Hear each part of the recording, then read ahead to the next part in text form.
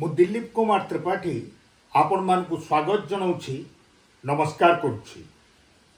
कवि एवं कविता कार्यक्रम रे आपण मानक पाई एक भिन्न स्वादर कविताटी आनी।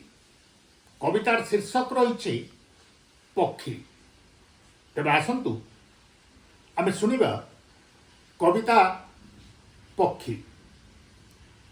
पक्षीटीए जदि उड़ी उड़ी आसी हिंदू मंदिर रे बसे, केबे गुरुद्वारे मस्जिद परे आपणार अंक कसे, चर्च मथान छुए तथापि पक्षीटी केउ धर्मर कहि पारिबो कि किए। पक्षीटीए सीए खुंटी खुंटी खाए खुदरे देखेनी जाति।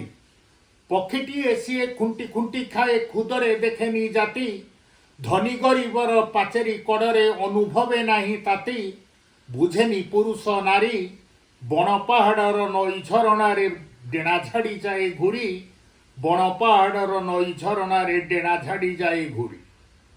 साइबेरियार पक्षीटीए जदि चिलिकार जल छुए, साइबेरियार पक्षीटीए जदि चिलिकार जल छुए, शांतिर बारता चिठीटीए धरी ए देश से देश जाए। आपणार भाव भरे राति पाही गले सकाळ होइले गाए ममतार सुरे। राति पाही गले सकाळ होइले गाए ममतार सुरे। सेई पक्षी गाए गीता भागवत कोरान ग्रंथ को पढ़े। सेई पक्षी गाए गीता भागवत कोरान ग्रंथ को पढ़े। बाइबेल बाणी काने काने कही सारा दुनिया को गढ़े।